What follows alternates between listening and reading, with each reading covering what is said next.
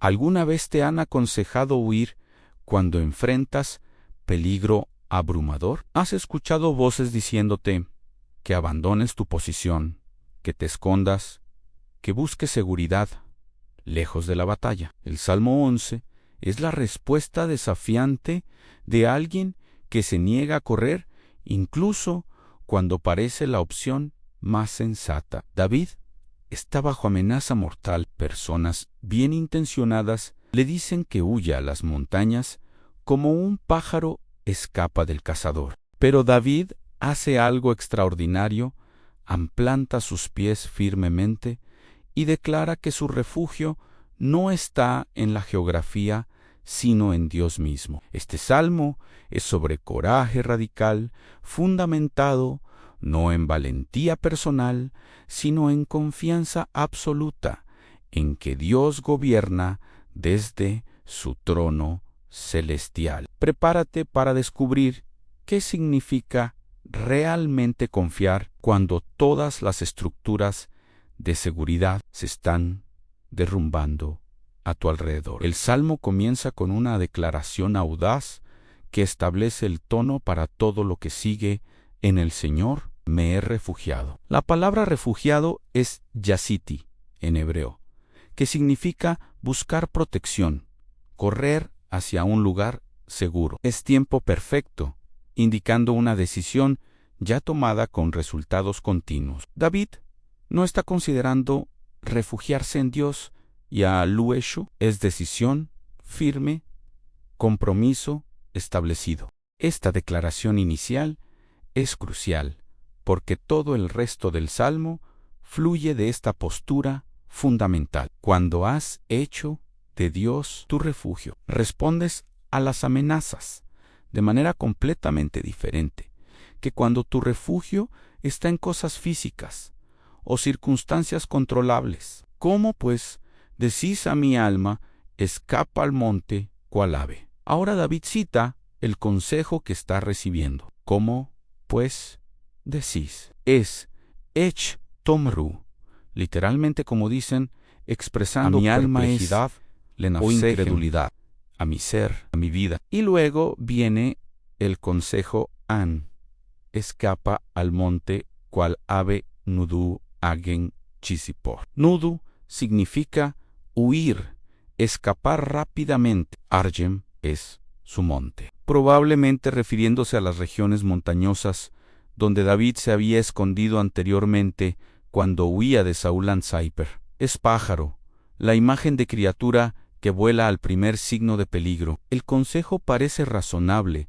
Cuando hay peligro mortal, la supervivencia no se quedan, requiere. Cuando el cazador se acerca, vuelan. ¿Por qué David debería ser diferente? Para quienes aprenden español, nota cómo usa pues para conectar lógicamente con lo que acaba de declarar. Si David ya se ha refugiado en Dios, entonces, ¿cómo es lógico que le digan que huya físicamente?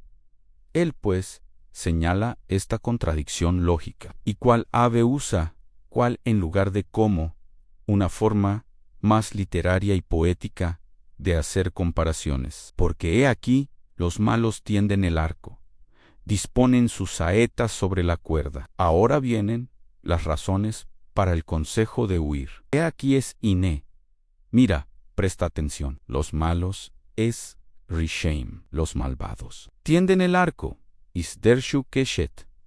Han doblado el arco, lo han preparado para disparar. Disponen sus saetas sobre la cuerda Iskaninu Hitsam al-Iter.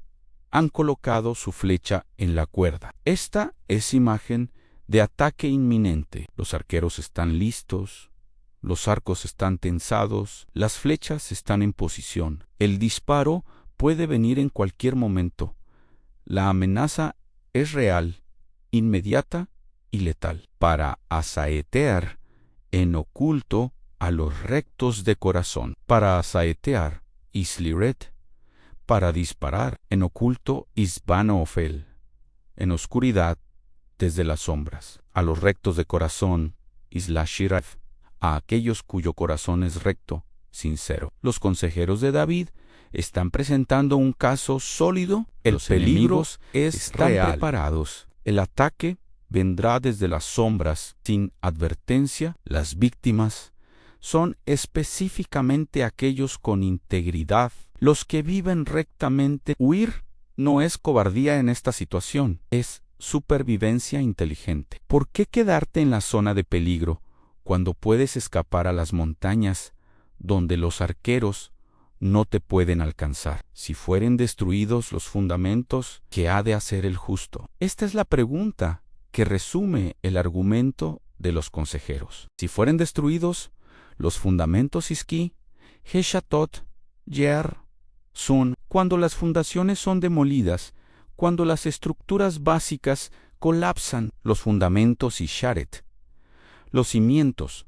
las bases sobre las cuales se construye todo lo demás. Esto podría referirse a fundamentos sociales, el colapso del orden legal y moral.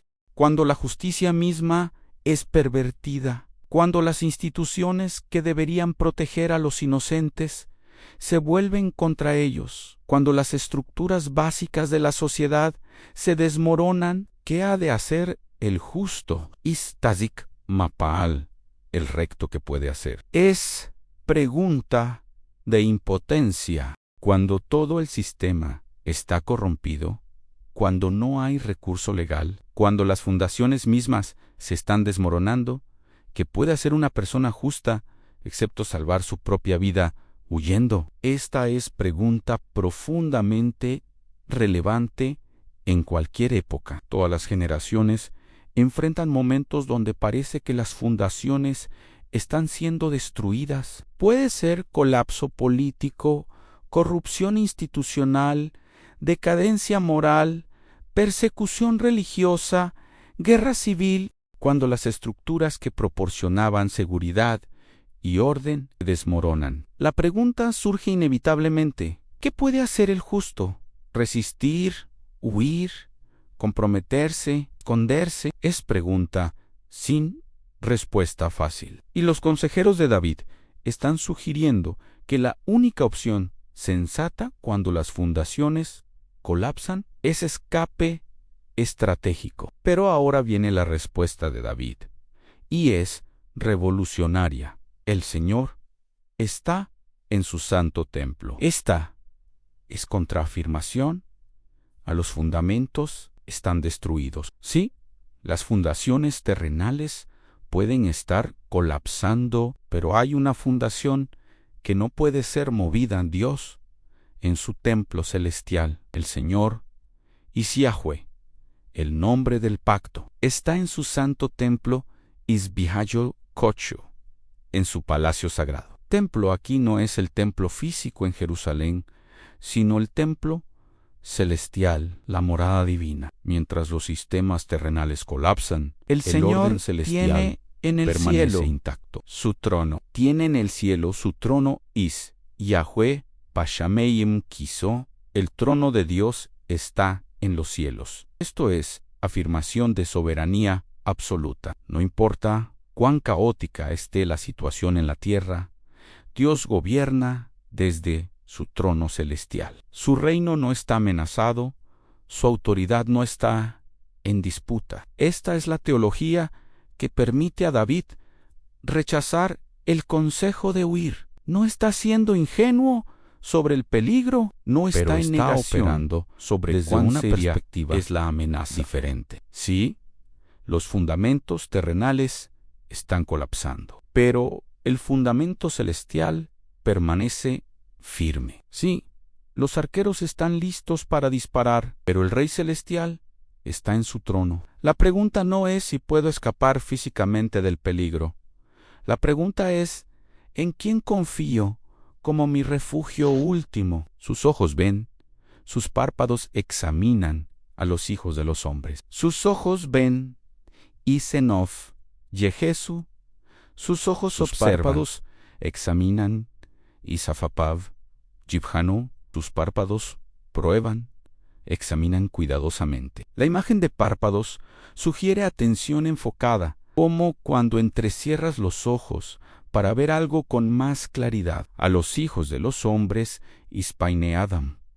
Los hijos de Adán, toda la humanidad. Dios no está distraído o ignorante de lo que sucede en la tierra. Está observando ativamente, examinando cuidadosamente. Nada escapa su atención. Los arqueros que se esconden en las sombras no pueden esconderse de Dios. Los malos que piensan que operan sin ser vistos están completamente a la vista de Dios. El Señor prueba al justo. Prueba es Yivian, examina, testea, ¿cómo se prueba metal? Al justo istesic, el recto. Esta es verdad incómoda en Dios.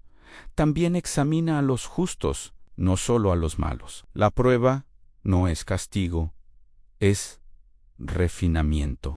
Es proceso que revela que está realmente en el corazón, qué clase de fe existe cuando las circunstancias son extremas. Pero al malo y al que ama la violencia, su alma los aborrece. Al malo, Israsa, el malvado. Al que ama la violencia, Isviohev, jamás. Y el que ama violencia, brutalidad, su alma los aborrece y sanea nafsho. Su ser interior los odia. Dios no es neutral ante el mal. Tiene reacción emocional fuerte contra aquellos que persistentemente escogen maldad y especialmente aquellos que aman la violencia. Esta no es aversión superficial, es aborrecimiento del alma, rechazo desde lo más profundo del ser divino. Para quienes aprenden español, nota cómo al malo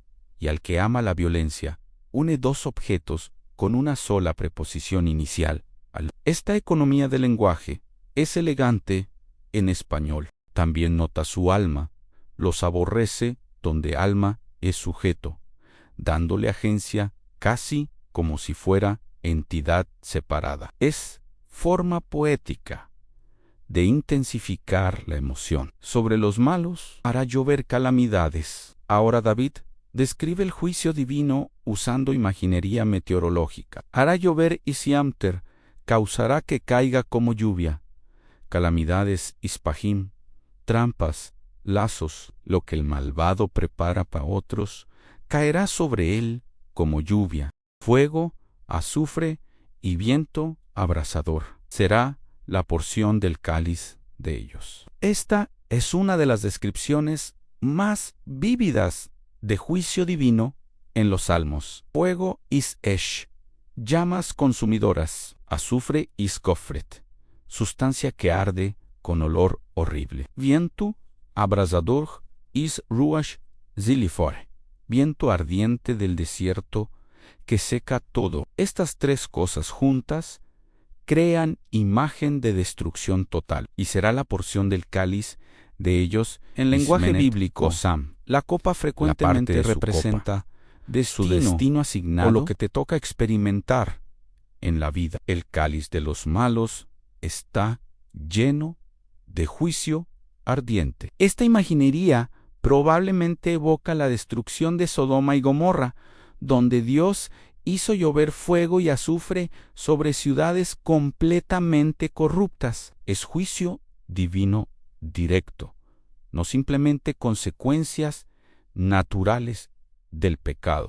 Cuando el mal alcanza cierto punto, cuando la violencia y la corrupción son completas, Dios interviene directamente con juicio devastador. Esta doctrina incomoda a muchos modernos que prefieren un Dios que solo ama y nunca juzga, pero David entiende que un Dios que no juzga el mal eventualmente no es realmente amoroso. Permitir que el mal continúe indefinidamente sin consecuencias no es amor hacia las víctimas del mal, es negligencia, porque el Señor es justo y ama la justicia. Aquí está la razón fundamental del juicio. Es justo y stásic. Es recto en su carácter esencial. Ama la justicia. Istesedikotahev. Ama actos rectos. Ama cuando las cosas son como deberían ser. Dios no juzga arbitrariamente o porque disfruta causar dolor. Juzga porque es justo por naturaleza y porque ama la justicia. No puede no juzgar el mal, porque hacerlo violaría su propia naturaleza. El hombre recto mirará su rostro. El hombre recto mirará su rostro y llegue su fanemo. El que es sincero verán su rostro. Ver el rostro de alguien en cultura del Medio Oriente antiguo significaba tener acceso, estar en favor, tener relación cercana. Los rectos tendrán acceso directo a Dios. Experimentarán su presencia, vivirán bajo su favor. Esta conclusión responde completamente la pregunta inicial. ¿Debería David huir como pájaro a las montañas? No. ¿Por qué? Porque el Señor está en su santo templo, porque Dios gobierna desde su trono celestial, porque Dios está observando todo, porque Dios prueba al justo y aborrece al violento, porque Dios juzgará a los malos con fuego y azufre, porque Dios es justo y ama la justicia, porque los rectos verán su rostro. Cuando tienes esta comprensión del carácter y gobierno de Dios, huir físicamente se vuelve innecesario. Tu refugio no está en geografía, sino en el Dios que gobierna desde su trono eterno. El Salmo 11 es relevante para cualquier creyente que enfrenta presión para comprometer o abandonar su posición. Siempre habrá voces razonables diciéndote que seas práctico, que te protejas, que escapes mientras puedas, y a veces esas voces tienen razón. Hay momentos cuando Dios mismo ordena escape estratégico. Jesús dijo que cuando te persiguen en una ciudad, huye a otra. Pablo escapó de Damasco en una canasta por el muro. No hay virtud en martirio innecesario. Pero hay momentos cuando huir sería abandonar tu llamado, comprometer tu integridad o comunicar que tu seguridad última está en maniobras humanas en lugar de en Dios. En esos momentos, el Salmo 11 te da lenguaje y teología para quedarte firme. La pregunta, si fueren destruidos los fundamentos que ha de hacer el justo, resuena poderosamente en épocas de colapso social, cuando las instituciones fallan, cuando la corrupción es sistémica, cuando la justicia es pervertida, cuando las estructuras que proporcionaban seguridad se desmoronan.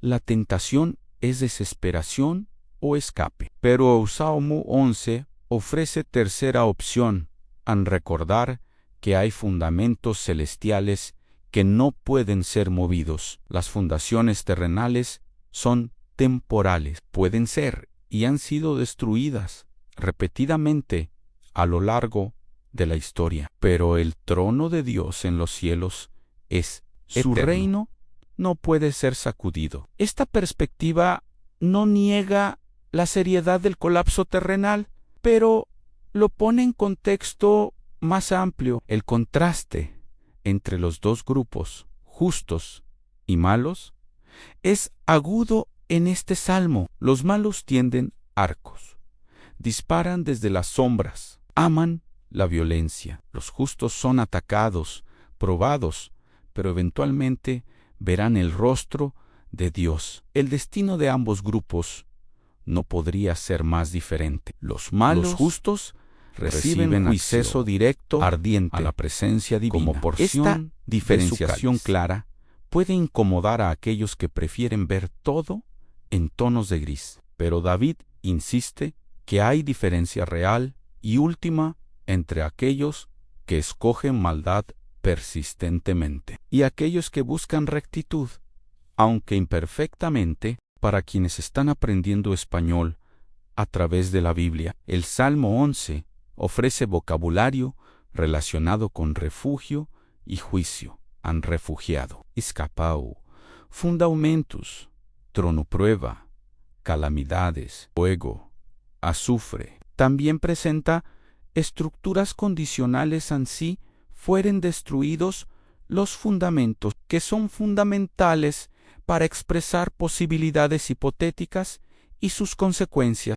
El uso de imaginería poética escapa al monte cual ave. Hará llover calamidades muestra cómo el español bíblico usa lenguaje figurativo para comunicar verdades profundas. El Salmo 11 también nos enseña sobre diferentes tipos de consejo. No todo consejo bien intencionado es consejo sabio. Los que le decían a David que huyera probablemente lo amaban y querían su supervivencia. Su consejo no era malicioso, pero estaba fundamentado en perspectiva terrenal que no tomaba en cuenta la realidad del gobierno divino. A veces el consejo más amoroso según estándares humanos no es el más sabio según perspectiva de fe. Discernir entre consejo prudente que debes seguir y consejo bien intencionado que debes rechazar requiere claridad sobre tus convicciones fundamentales. Si realmente crees que Dios está en su trono y gobierna, entonces respondes a amenazas diferentemente que si crees que estás completamente solo, confiando en tus propios recursos. La afirmación, el Señor está en su santo templo, es declaración de presencia continua. No es que Dios llegará eventualmente o que estuvo presente en el pasado. Está presente ahora en su templo celestial, en su trono, observando, examinando, preparando juicio para los malos. Esta presencia continua para los justos cambia todo. Significa que nunca estás realmente solo, nunca estás sin testigo, nunca estás operando en un universo indiferente o vacío. Hay un rey en su trono que ve todo y eventualmente hará que todas las cosas sean correctas. El concepto de que Dios prueba al justo merece reflexión más profunda. Las pruebas no son castigo, son refinamiento. Cuando Dios prueba metal, no está tratando de destruirlo, sino de purificarlo, de revelar que es cuando enfrentas situaciones y quemarlas donde las fundaciones se están desmoronando y te aconsejan huir, estás siendo probado. ¿En qué confías realmente?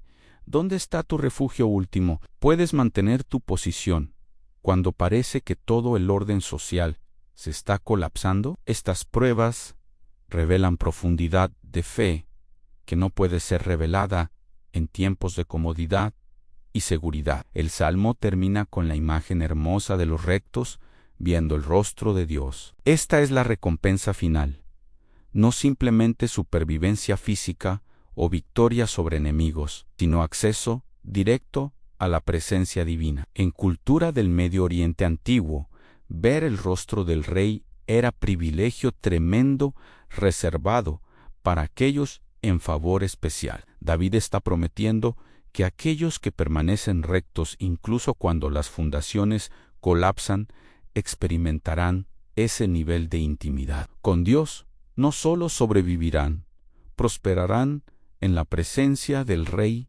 eterno. El Salmo 11 es corto pero potente. En solo 7 versos, David articula pregunta existencial profunda. Rechaza consejo bien intencionado pero equivocado.